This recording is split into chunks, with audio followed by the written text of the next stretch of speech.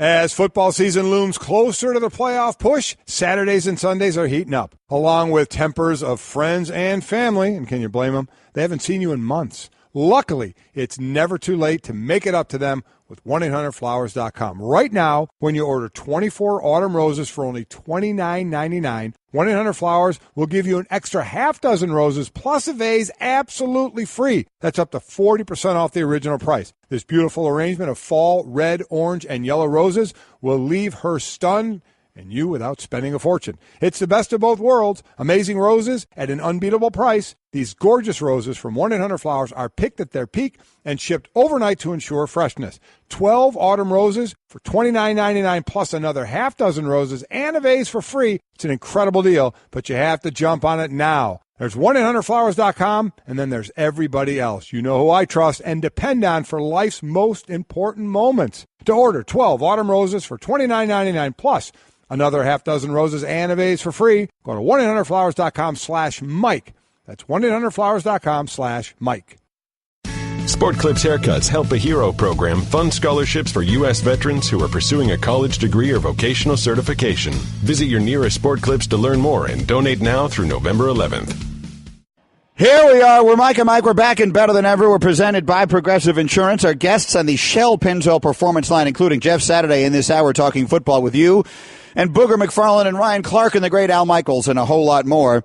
And a quick aside, during the television-only portion of the segment there a couple of minutes ago, they just did a very nice job compiling a bunch of our moments on the David Letterman show over the years, which, again, we were lucky enough. He asked us to be on 12 times. We actually got on 11 times because once we got bumped. But it is so much fun for me to watch those. And we actually had some very fun moments. We did. And the crew did a very good job putting those together. And what I have said many times, and I feel very much confirmed watching it there, is I think he really liked us. I really do. Dave enjoyed just having us on and talking about sports. He liked talking about sports. He did. He was a big sports fan, so he looked for the opportunity to talk sports. The one thing I noticed there is I was ungodly fat, and I never wore anything that was slimming. It's when I was on that kind of, they look like bowling shirts. The Charlie Sheen shirts. The Charlie Sheen shirts. I was on a kick of those, which doesn't help your fatness at all, but accentuate it. And that's exactly what I did. And then, God forbid, they hit me with the one shot, and I had 4 chins. It was horrific. I made you look around in orbit. The funny part is if you watch that thing, because they always put you next to Dave and me on the other side, which inflamed me, but no end. But that's neither here nor there. That was their choice. Dave liked you better than me, but I'm leaning out so far to try and make some sort of eye contact so I can make it was difficult. Be part of the conversation with Dave. It is funny, but look. So 2 things that are clear. You look better now than you do in any of those clips. Any of them. And the first of those, the first time we went on was 2006. Yeah. So you're 11 years older and you look better. Yeah, I do. And we went on other talk shows, and you still get the second seat. We went on Seth Meyers. He put you next to me. A Northwestern grad. You thought you guys had that bond, and he didn't even put you next to him. That killed me. Yeah. But that really was a thrill. That was fun. Listen, because we idolized that guy. I mean, totally. We loved watching that show. So to be on it, man, anytime we were, and let's be honest, a lot of times it was, hey, this person couldn't show. Can you guys make it? Yes, we can. We'll be there. But that's who we are. Exactly we're not. We don't have a movie coming out Friday that we're we're promoting. We're not Brad Pitt. What was it? The first one where he actually said congratulations. Yes. Did you guys win something? We're like, no. It was the first time we went on when he's saying goodbye and thanks to us. Yeah. He actually says, "So guys, congratulations. Did you win something?" And Mike said, "We won absolutely nothing." Like you could tell in his mind, he's thinking, why are they here? Why are these schmucks here? But over the course of time, if you watch those again, I feel good about it because I feel like he really enjoyed talking to us. That was one of the highlights of one of the 11 times of these 18 years of going on with Dave. That was a lot of fun. Really was. Okay, let's get back to what we were talking about. I got a good stat for you on my vote for Sean McVay for Coach of the Year. Again, at some point yesterday, we reached the exact midway point of the NFL season, so it's a good time to sort of think about that. And I think Sean McVay has been the NFL's Coach of the Year. And here's a great reason why. Last season, the Rams scored points on 22% of their offensive drives. That was the worst in the NFL. This season, They have scored points on 52% of their offensive drives. That's the best in the NFL. So some statistics are complicated and some are really simple. And in terms of scoring points, they were the least efficient team in the entire NFL last year, and now they're the most. That's pretty simple. And yes, Goff is another year, but it's the new system, and it's working with this guy, and they've added some pieces, no question about it. But I think right now, at the age of 31, Sean McVay is the coach of the year. Oh, I do as well. I don't even know if you'll get a ton of argument, quite honestly. I mean, there are others certainly that you would talk about as well, but as far as handing the award to someone, I don't particularly see there being competition right now. On the opposite side of that is Ben McAdoo, who I think feels like the most likely coach to get fired before the season ends, with as badly as that thing has gone and as embarrassing as the day was yesterday. And here he was talking about it afterwards, because, Mike, you brought it up correctly, and it was in the open that we played there. The changes are coming with the Giants, for sure. I believe they will have a new front office. I believe they will have a new head coach going into next year. The real question is, will they have a new quarterback? Will Eli continue to start as this season goes on? You'll hear in this soundbite, Ben McAdoo's not making any promises. You really can't look from my chair too far ahead, but you also have to look at getting some players some reps in the game. So we'll take a look and see if there's any players that we can give reps to that have a chance to be a part of our future. Does that include the quarterback? That includes everybody. Do you have to start dressing three quarterbacks a little harder at this point? Again, we'll take that on a week-to-week basis. We'll take it on a week-to-week basis. Well, and the other names at quarterback, you got Geno Smith there. I don't know if you're really talking about Geno Smith. And you got the rookie Davis Webb. That's the one. That's the one you might want to take a look at. Yep, that's the one. Third-round kid out of Cal. So big kid, 6'5", 230-pounder, big pocket guy standing there, whip the ball, got a heck of an arm. So you're going to get some time with him. Are you going to put him out on the field to see what he could do? That's going to be the interesting question, because you are a 1-7 team that is going nowhere. You got issues on that team. Do you start playing other guys? What's McAdoo? McAdoo is still going to coach. So does he want to look at other guys to see what they're going to be down the road of a part of this team that he probably won't be part of? Or do you not and keep playing the other guys, to try and get wins so maybe you can have a job there? But you heard him say, you start to look around, because what's going on in the field right now, quite honestly, is horrible. So letting some other guys, some young guys, hungry guys that are ready to kind of start their career, kind of make a name for themselves. One thing, if you start to see some changes out there, you'll see some energy. You'll see some energy out of some younger players who are getting a chance to play. Yeah.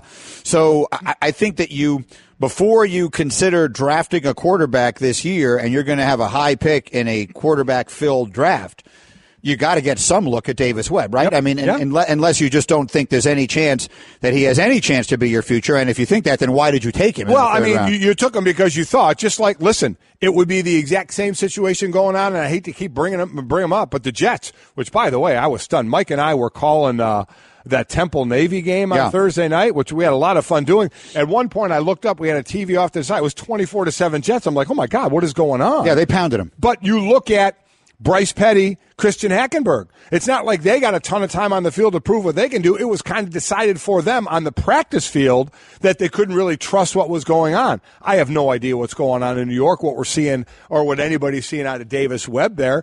But obviously they saw enough off the actual football field in game situations from those other quarterbacks in New York to decide that they're not for them. Mark Halpern tweets at us, the Giants are who we thought the Jets were, which is actually a pretty good little note. Circle that one. Hang on to it. You might get a bobblehead for that one. Michael Burke, this is a good tweet as well. He says, Greeny, I know it's not a sexy pick and no one wants to talk about them, but Mike Zimmer has the Vikings at 6-2 with a rotating quarterback spot, deserves some Coach of the Year love. Agreed. That's 100% right. Agreed. I completely. As I said, there are other coaches obviously in the running. I would give it to McVay, but that's an excellent choice. You're exactly right with the rotating quarterback position. I forget even rotating. I don't even count on Bradford anymore. I'm just really wondering, is Bridgewater going to make it back this year? Fred Reyes tweets at us, what if the Jaguars bring in Cousins during the offseason? Hashtag Super Bowl contender. Kirk Cousins is going to cost you $100 million. I'm not sure what Eli Manning would cost you at this stage. If Tom Coughlin decided, you know what, he's the difference. Well, he's not a free agent, so that'd be a trade, right? That would be a trade. Yeah, so if the Giants decide they're going to move on from him, right, yeah. You find some way to make a deal there that works. There's some interesting, because I absolutely think Jacksonville is going to move on to a quarterback. An interesting place to me are the Denver Broncos going to move on. I mean, or are they at some point just going to say, here, Paxton, You take over. You run the show now. They're sitting there at 3-5 right now. Lost 4 straight. Brock Osweiler's not going to be the answer there. Simeon was benched. So at some point you say, okay, we got to find out what's going on with Paxton Lynch here, who, again, was questionable to me without a doubt. And obviously he's not on the field yet as a regular starter, so there's some questions there as well. I'd love to see Trevor Siemian be a quarterback in the NFL. Right now, if you look at it realistically, maybe his best spot is to be a good, solid backup. Going to be a good, solid backup. Backup quarterback. Where he gets a chance every now and then through injury to show his work. The question is, who's their long-term starter going to be? Now, they used a number 1 pick a couple of years ago on a guy that everyone said was a project. So, for the same reason that you said you don't write off Goff after 1 year, you don't write off Lynch yet. But if they're not ready to put him on the field next year, then you have yourself a problem. Okay, I have 2 more NFL sound bites I want you to hear, and then we'll go through a couple of other things. Mm-hmm. One of them is from Cam Newton. They played well yesterday, and they got themselves a nice win. Carolina did in the division. So they're the team making chase at New Orleans, and the Falcons are in some trouble. Yes, they are. But afterwards, so Cam Newton was asked about Kelvin Benjamin being traded away. And when you hear him get to the part of the soundbite, and you'll know the obvious reason that it's getting a lot of attention. If you listen closely, you'll hear that he's searching for a word. He's searching for an example. And he just kind of came up with the wrong one. Here's Cam yesterday. Nobody's even, giving us an opportunity. We just lost a great player, but nevertheless, the Titanic still has to go. The Titanic still has to go. Can never get enough Celine Dion. At what point do you think he thought to himself, that isn't what I meant? I don't know. I don't know. The Titanic, and this is purely in fun because clearly that's just a moment where he's searching for something that moves. If you watch it, you can absolutely tell he's searching for.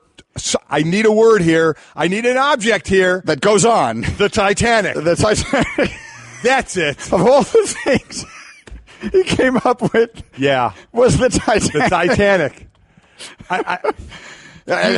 Cam, that hit an iceberg. Yeah. Okay, that's not what I meant. I didn't mean that. I'm not referencing. It's going to be all in fun, but it's a guy who, let's be honest, has struggled in the pressers. I know, but this one is totally different. This is just.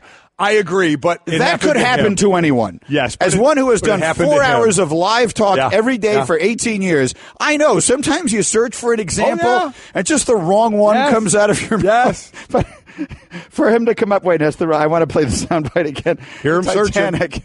Nobody's even, giving us an opportunity. We just lost a great player, but nevertheless, the Titanic still has to go. Titanic. It tickles me. I just find it, again. Maybe he just meant his heart goes on. Yeah, look, he's just, and he did say go on. Yeah, so, he did. Maybe he wasn't referring to the actual ship, the Titanic. I know, maybe later he'll say, I know the ship sank, but my heart went on. Listen, we're 6-3. It goes on and on and on. Kate Winslet, her heart went on. The movie goes on and on and on. It takes 5 hours. And could she have fit him on the floating piece of wood? Joke. I didn't want to get into this. I know you don't. Leo DiCaprio is like 5'6". She could have fit Cam Newton onto that thing. He's like 6'8". You know what? She wanted him to sink like a stone. He wasn't offering any kind of long-standing relationship. She's got $1 trillion diamond in her pocket. Right. Leo could have lived a delightful life as a very rich man. Instead, he's, at the bottom of the ocean, freezing to death because she needs the entire thing. She thought he was an anchor, and truly he turned out to be sinking like a stone. Ridiculous. I hate that movie, but anyway, I know you do. It was a very funny it was. I think accidental. Oh, yeah, without a doubt. Little thing. One more. What happened with the fighting yesterday? Oh, my What is that about? Yeah, we had 5 players ejected from games yesterday. The A.J. Green, Jalen Ramsey one, which got a ton of attention there. And then because they're 2-star players. Yes, and then in the San Francisco-Arizona game, Frosty Rucker. C.J. Beathard slid, got hit with a little late. Carlos Hyde came over to defend him. Frosty Rucker and Hassan Reddick, they all got into a scrape, and the 3 of them got tossed out. And the one guy that should have got tossed out, and Mike Evans from the Tampa Bay Buccaneers, didn't get tossed out in that game. But it really all started with A.J. Green and Jalen Ramsey. I say this hesitantly because I need to make 100% sure this is the case. But I'm 99% sure that when this stuff happens, The NFL officials on the field are sorting these things out amongst themselves without the benefit of some sort of person looking at the video. And so here's where I will, assuming that's accurate, and someone please correct me if I'm wrong, assuming that's accurate, then I will give a pass to the officials who it's very easy to see might not have seen what happened with Mike Evans, how blatantly he ran into the back there and just annihilated. I don't know how nobody saw that. Lattimore, who is, well, because they don't see who knows where everyone is looking exactly and why it happened. I get that. But my point is, all it would take is someone looking at the video for 1 second to say, oh, he's out. And I think someone looking at the video also would not have thrown out Jalen Ramsey. I don't know why Jalen Ramsey didn't deserve to get. Well, because I think the refs look around and they're lying on the ground. You can sit there and say Jalen Ramsey instigated it, but he didn't force A.J. Green to give him a rear naked chokehold like George St. Pierre, choking out Michael Bisping, and UFC, 9,000 over the weekend. No, Jalen Ramsey gave him a little shove at the end of the play, and then A.J. Green, if you didn't see it, he went around behind him and grabbed him around the neck. He gave him a rear chokehold. So A.J. Green had to get thrown out. Absolutely. Jalen Ramsey didn't. It wasn't even for the rear chokehold and slam him, and then he threw punches. Right. Again, punching a man with a helmet on. And then while A.J. Green did say after the game that he won't do it again, it's a learning experience, we did hear the line from him, I'm a player, I'm a man. Oh, got it. Please, go ahead. Yeah. It's halftime running out. I'm not going to take no cheap shot like that. So, as a man, that's disrespectful. I'm not going to tolerate disrespect like that. And we can't fight on the field, but he just got under my skin. I can't let that happen. I've been the Ultimate Pro all this long.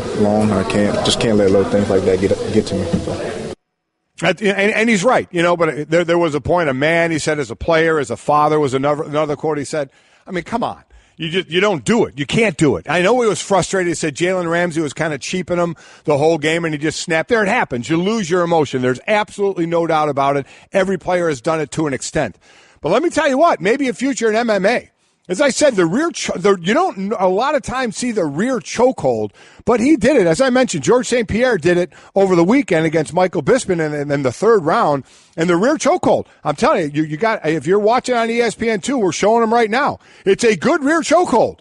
When St. Pierre did it, Bisping had two choices, and they both ended with the word out, tap out or pass out, and he chose to pass out.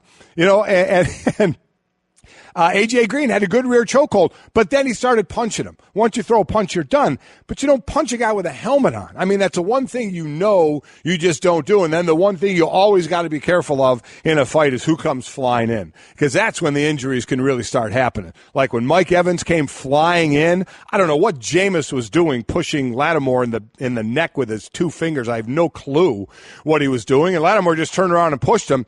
And then, man, if you're going to do that, you better get your head on a swivel, because it's the guys that as my son put it this morning, it's the cavalry that's coming that you got to keep your head on a swivel for, of what happens in a fight when everybody's trying to defend everybody else.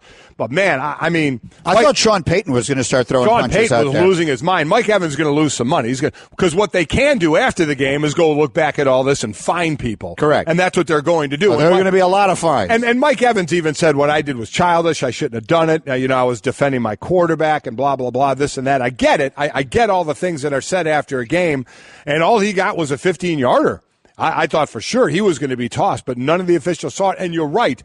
Obviously, they're not allowed to go to replay to film and someone look at that. In New York is watching all this stuff, right? All these replay reversals are now coming out of some New York control center in New York. So they can see all that too. New York could see all of that and say, okay, hold on a second.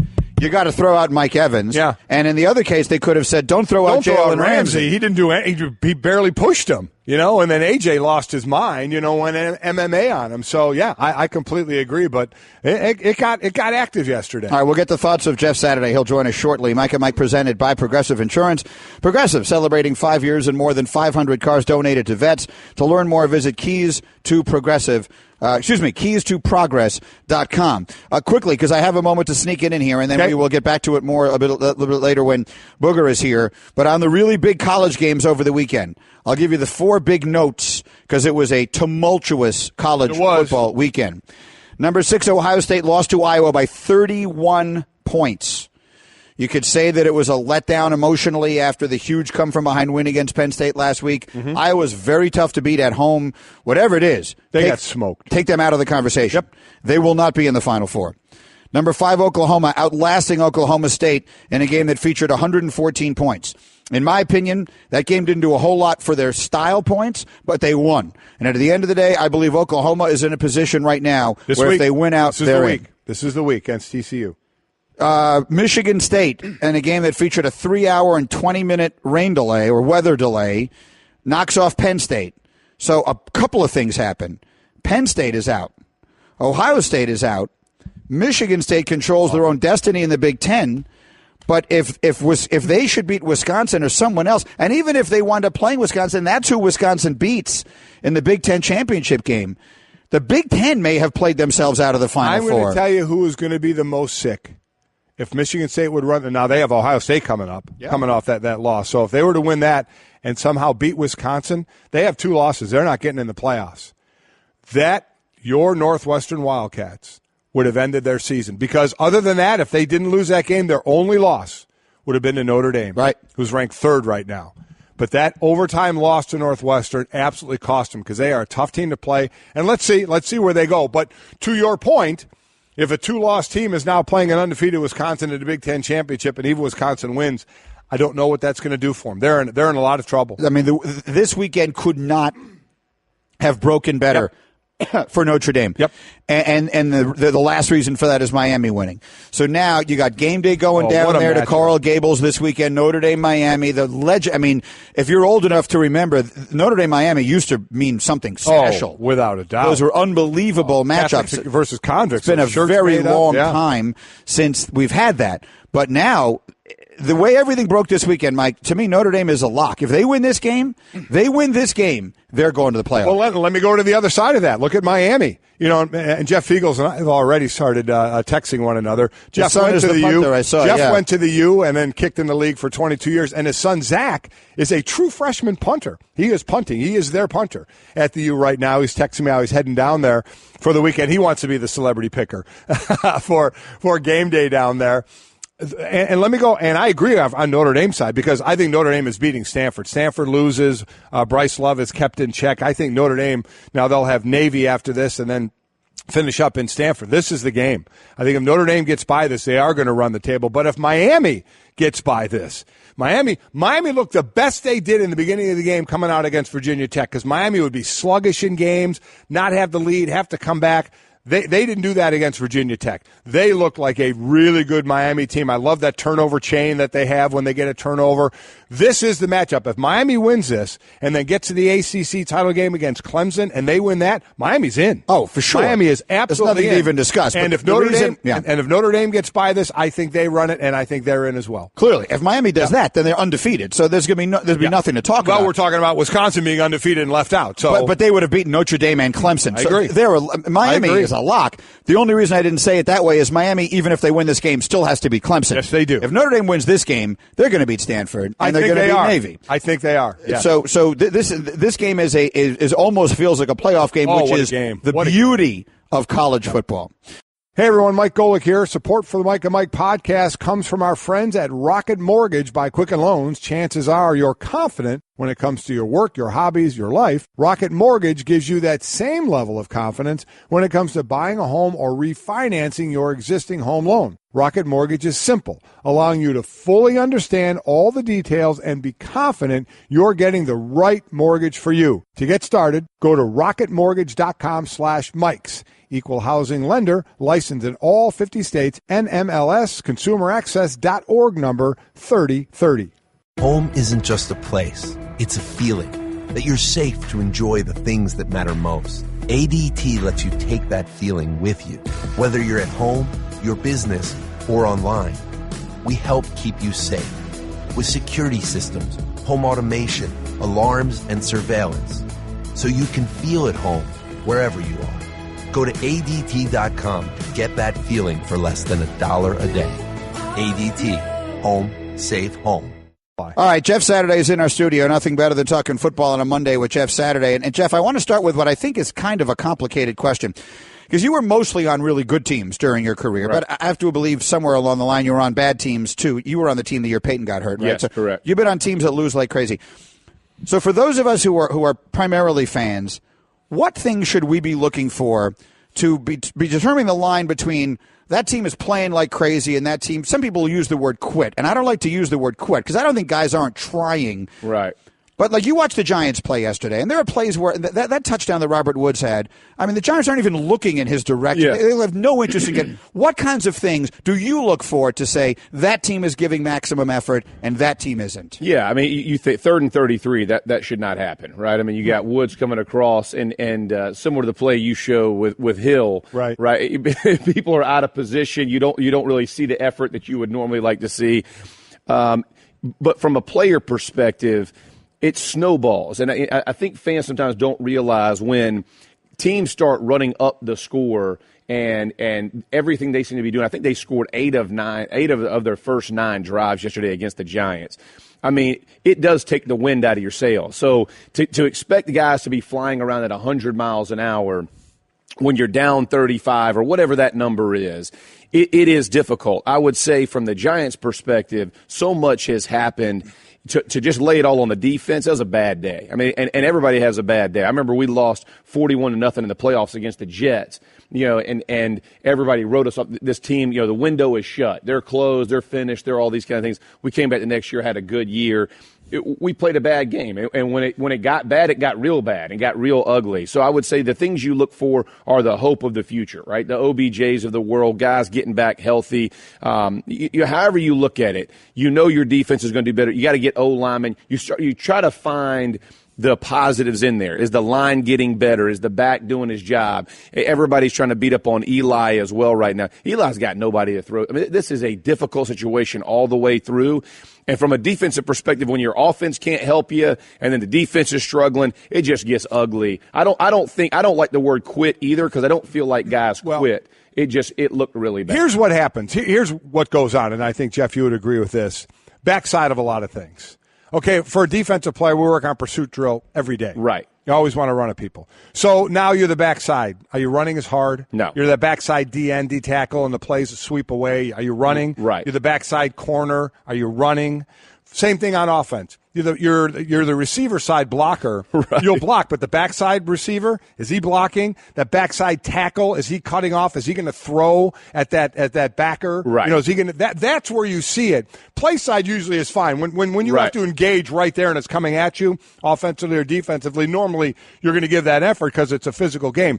It's everybody else. Normally you see the hustle. What you don't see is you don't see that pursuit on either side of the ball. And that's a great point. The devil's in the details in football anyway. And it's the minute things like he's talking about on the backside. That backside, the backside tight end getting inside that 6 technique who's slanting. He's not nearly as interested in getting his head across and taking that shot when he's down those amount of points. And next thing you know, that back who's going the other way wants to cut back. Absolutely. And it just magnifies and looks really, really bad. Mike and Jeff Saturday is in our studio. Speaking of your former team, and I was watching a lot of the game yesterday with the Colts and the Texans, and what I found myself thinking mostly about is just how good Deshaun Watson is. Yes. Because if you look back at the last few weeks, the Texans put up 38 points, 33 points, 34 points, 57 points, 33 points. Yesterday against the Colts, who had only previously beaten the winless Browns and 49ers, they scored 7 offensive points. They lost 20-14. One of the touchdowns was on defense. Right. So, I mean, what does that say more about Savage, or does it say more about Watson? I think both, but to your point, Watson was playing absolutely lights out. I mean, this guy was screaming towards an MVP, a rookie. I mean, a rookie player of the year, not MVP, a rookie player of the year. Mm-hmm. He was playing lights out, and the energy he brought to that offense, whether he was getting Fuller involved, Hopkins involved, Miller involved, I mean, you name it. What makes quarterbacks separate themselves is they get everybody else involved. And I think when you see Savage and the way he was struggling with accuracy, decision-making, all the things that he was struggling with yesterday, guys kind of fall out. They don't know exactly where to be on their routes, right? They don't know. And with Watson being able to extend plays, and move around in the pocket and be that run threat. Now defenses, they got to play you a little bit different. I can tell you yesterday, the Colts didn't have any conversation about Tom Savage beating them outside the pocket. Not one conversation. If he gets out and gets a first down, you live with it. You don't even discuss it. With Deshaun Watson, somebody's spying. Corners are going to sag off. They're going to try to come down and play. Safety's got to keep their eyes in the middle of the field. All of those things are different when you change to a guy like Tom Savage from what he did yesterday. Listen, the Colts fought. They fought as hard as you can fight for a team that struggled the way they did. Sheared to make the play at the end of the game. You got to give them credit as well. But to your point, Savage struggled. Watson was incredible, and hopefully gets healthy and gets back to that level, because it makes watching the game so much fun. And you listen, we talked about the Giants and their struggle with giving up 50. There's been a lot more teams giving up 50 plus this year than I've ever seen. And so when offenses get on a roll right now, for some reason, it snowballs and can get ugly. I mean, even the Broncos yesterday. Yeah. I mean, so you got a lot of defense that once these teams start getting it and hitting all cylinders, it's been tough to stop. You got a team that's trying to make chicken salad out of what. You wonder if you'll see McGloin. You wonder if you'll see Yates in there as Bill O'Brien. We know he'll go through some quarterbacks. Yes, he will. Try and find a spark somewhere, some way to try and stay in that. On the side of the good, let's go to the NFC. Who do you take? Rams, Eagles, Saints? I'm going Eagles. I mean, listen, you just look at this team, and Schwartz has that defense. They are flying around. And the crazy part is, whether it's Darby, whether it's Fletcher Cox, these guys miss games, and you don't even know they've missed games. I mean, there's been a ton of guys who have been bumped up, bruised, whatever. They're missing, and that defense is not slowing down. You're watching their front four just dominate. I mean, at will, which makes their corners jump in routes. I mean, they are flying down. Safeties are getting involved in the game.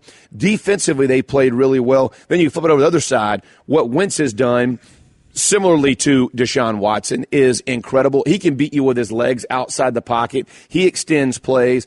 I love the pickup of Jay Ajayi. I'm just going to tell you, because with Blunt, with Clement, with all those guys in Smallwood, they didn't have the home run. Right. He brings that home run. He showed it yesterday.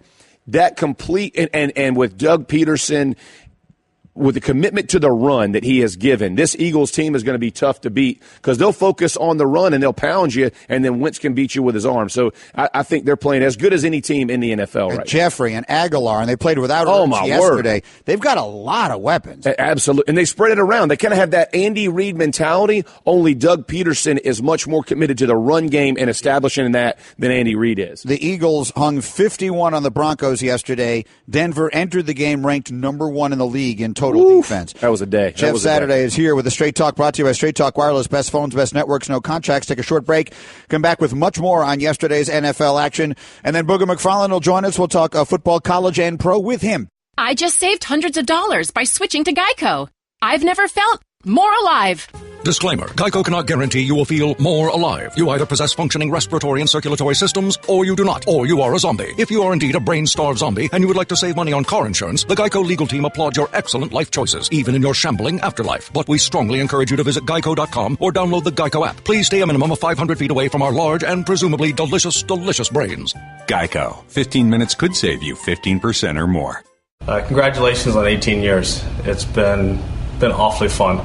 I've watched countless shows from my gym, so thank you for the entertainment while I was lifting and doing all those awfully boring cardio sessions. But I've always loved the banter, the give and take, just the warm needling that you guys give each other, which is it comes across very genuine and so true. So again, congratulations, and wish you guys all the best.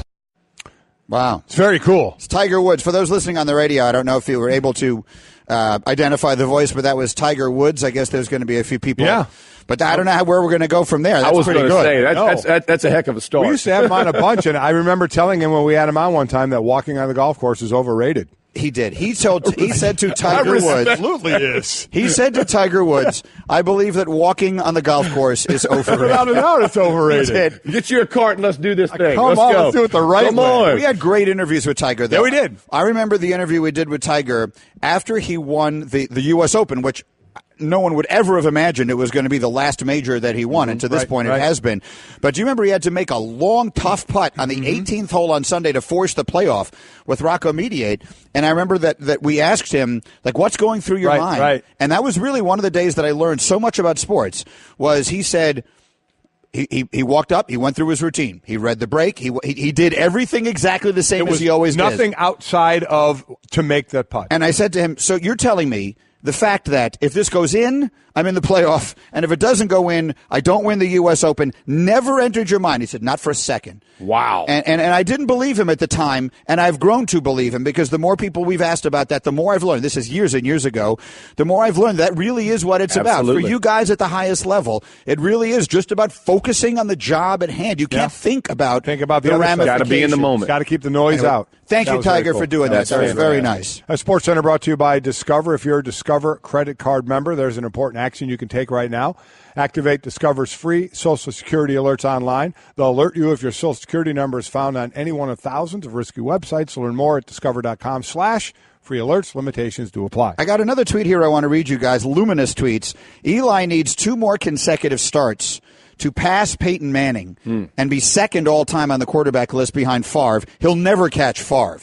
So do you give him the 2 and then start the kid if you want to do it? Give him the 2 so that he can pass his brother. I mean, someday that will be a big deal between the 2 of them. You know Peyton better than anybody. Absolutely. There would be some significant needling going on. He gets past that one. But why are we benching him to begin with? We're just trying to figure out if we're going to go that guy. My thing is, this is not an Eli thing. He's not playing great. This is not all on Eli. Right. I think the point is to look at the rookie quarterback just to see what you got. Yeah. A lot of people think Eli could end up in Jacksonville, putting the Coughlin Eli connection together. I have no idea. Though most think McAdoo is going to be gone. Right. So to me, the bigger question, what about Eli? Are you really completely tilling the soil there? Or are you saying he's got no weapons right now, so let's let him come back? That's a big move. What are you doing? You better know who you got. I'm riding with Eli. I mean, I wouldn't – this is not – I mean, Eli, like I said, he's not playing great. This is not all on Eli. You have very few – you have nothing on the outside. You are struggling, no run game, no line, and you're going to blame him? That's a tough draw, in my opinion. Mike and Mike, all that Twitter through the 1-800-Flowers.com Twitter feed. If your football obsession has strained a relationship, you need 1-800-Flowers.com. For a limited time, 1-800-Flowers is offering up to 40% off best-selling bouquets and gifts, perfect for birthdays and anniversaries. Go to 1-800-Flowers.com/ESPN. All right, in the moments that we have left with you here, last week you told us you were buying Buffalo, and then they went out and they lost to the Jets on Thursday night. Crush me. Are you buying the Saints? Yes. It's probably a curse to the Saints now as well. Buffalo hurt me. I am. I mean, listen, Sean Payton is trusting his run game. Kamara, Ingram, he's feeding them in the screen, running it. You know it. You know, you used to look at Drew Brees and that offense, it'd be 3rd and 3, and they're throwing it every time. Now that's not the case. They are making plays. Defense is playing much better. Lattimore, I mean, the legend of Lattimore has grown significantly. And you're watching that defense. But again, all this is complementary. When you can run the football, you're keeping that defense fresh. That's what they look like. You know, Cam Jordan on the outside. These guys are playing good football and flat out getting out of people after people on the defensive side. That's what they've been lacking. Breeze is going to be Breeze. You know he's going to make guys look good, but I love that Sean Payton is staying committed to the run and trusting that part of his team. Even after the 2 fumbles of Ingram to close the game out, he's going back to it. That will make that team extremely tough to beat. You buying Jacksonville? Bortles scares me. You know, I'm all about Jacksonville's defense. I think, and Bortles has played better. I think you play really good competition, it's going to show up. I think, and unless Fournette, if he gets his mind right and they can run the ball, I'll buy. And shows up to meetings. Absolutely. Becomes a pro. Yeah. You know what I mean? Like, understand this is, you got to be a professional right now. Were you surprised by that? Because the book on this kid coming, I mean, unless there's something I didn't know, was that he was the consummate guy, right? I mean, team guy and playing hurt and all that kind of stuff. So that's I just think he made a mistake, man. I mean, whatever, maybe his alarm doesn't go. I have no idea what happened to him. I have no idea why he's suspended for real, whatever it is. Right.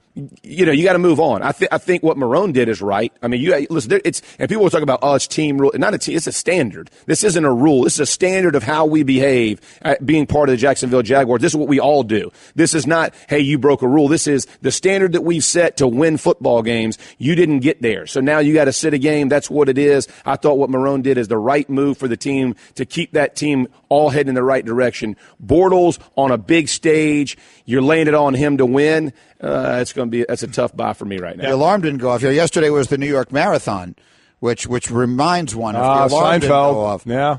Why separate knob? Why separate knob? Was it the AM PM? Was it the snooze? No, it was the separate knob. Why separate knob? It was a good one. You haven't brought up a Seinfeld comparison. We're an hour and 52 minutes into the show. Less than a minute. Got to give you a chance. Pump up the high school, the team you coach. Oh, Hebron Christian Academy. We won last-second field goal. We had a 99-yard drive with a little over 2 minutes left. The kids So 99-yard drive, a little over 2 minutes, you're down 2. We're down 2, and, we have a pass interference call, gets a first down to get us out. We have Jalik Perry, one of our receivers, makes a great play on a 4th down to get the first down. My son makes a 31-yard catch. Will Warbington, a receiver, makes a great catch. Troy Allen, our quarterback. It was lights out for everybody. And then Aiden Meek, our kicker, he had missed 2 early in the game, makes it, my man, wins the game. Everybody's going crazy. Parents rushing the field, coaches rushing the field. I don't know that I've been more excited. That's and very cool. I screwed up my post-game speech because I was too excited. Well done, Jeff. I hope they carried you off the field. Back in a moment.